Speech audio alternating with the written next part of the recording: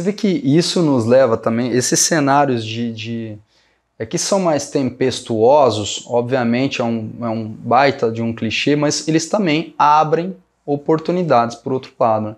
Acho que de certa forma é o que a gente vê na consolidação. Eu estive na Finabrave no ano passado, posso estar errado quanto aos números, mas alguma coisa foi apresentada, acho que de 2019 até 2021 ou 2022, um crescimento de 0,6 no volume de concessionárias.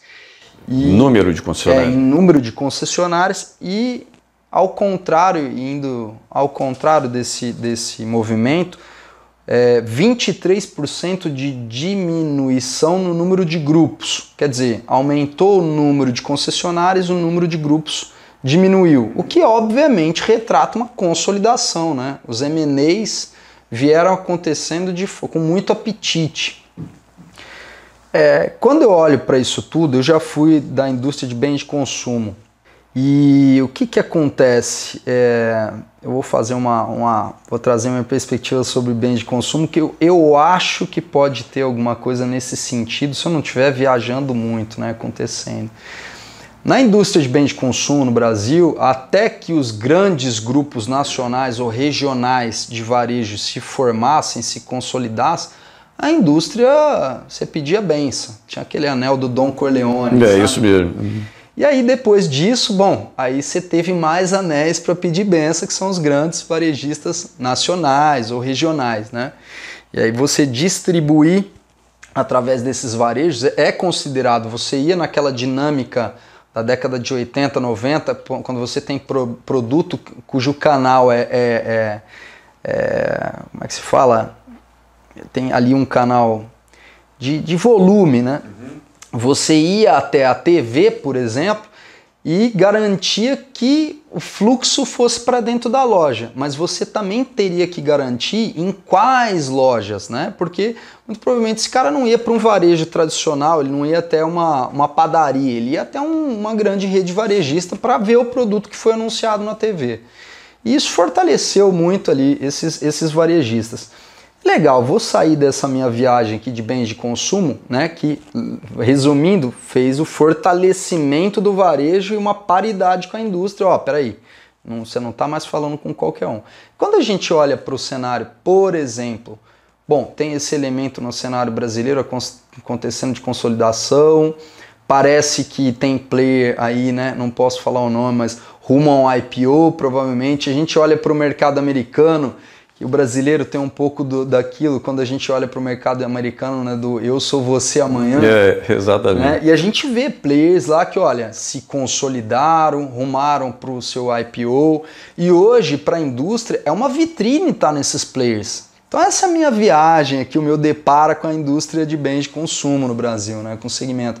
Você acredita que, dado todos esses elementos persuasivos aí da minha pergunta, qual que é a sua visão? Você acha que a gente está arrumando mesmo para isso? Grandes players brasileiros se consolidando, listados em bolsa, a gente vai começar a ter mais acesso a números, as indústrias vão passar a olhar, já olham, né? Mas acredito que cada vez mais para esses caras, peraí, aqui não é onde eu vou desenhar o jeito que o meu selling vai acontecer, preciso ouvir esse cara. Que você, com todos esses ingredientes à mesa, Zé, qual é a tua visão sobre esse negócio? Cara, eu vou te devolver a pergunta. Você não acha isso inevitável? Assim, se a gente olhar, a história se repete, Cauê. Assim, todos outros segmentos passaram pelo mesmo processo. Tá? Eu vim de um segmento que passou por esse processo, segmento educacional, por exemplo. Eu acho inevitável que isso aconteça. Eu acho que já tem um arranjo nesse sentido. Chega um ponto em que crescer organicamente é complicado. Quando você pega uma indústria bem estabelecida, grande, como a indústria automotiva no país, organicamente é complicado porque nós estamos dividindo fatias de um mesmo bolo num mercado que tem o seu limite e que a maneira de você, basicamente utilizando as mesmas ferramentas, com o mesmo arsenal de informações, uns um pouquinho mais, outros um pouquinho menos, e que para você poder crescer é o famoso rouba-montinho, né? Você tem que ir lá e tirar do outro. A maneira de fazer isso clássica é através de aquisições, M&A. Então eu acho que isso vai, de fato é inevitável que isso vai acontecer. Acho que isso tem alguns benefícios para a indústria, né? No sentido de, mesmo como você falou, quando você lista em bolsa, você tem acionistas, e onde você tem acionistas, você precisa de transparência, né? O B3 da Ibovespa hoje também já exige que você seja empresa sustentável. Então, a agenda de sustentabilidade vai ter que entrar dentro desses grandes grupos. E aí você começa a mudar um pouco. Tem um pouco no sentido de você ter mais profissionalização, você ter mais eficiência.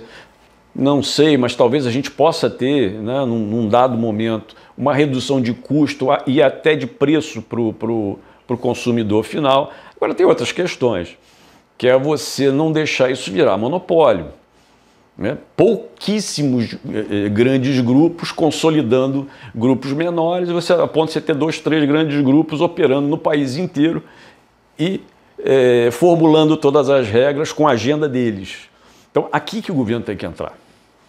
Agora, vejo com bons olhos o crescimento inorgânico. Acho que tem uma hora que tem que ser isso. O mercado fica num ponto que não dá para você fazer diferente, mas tem que ter um olhar aqui, né, para não deixar com que isso vire monopólio e aí você fique com pouquíssimos grupos ditando regras no mercado que precisa ter competitividade para que isso se reflita nos preços.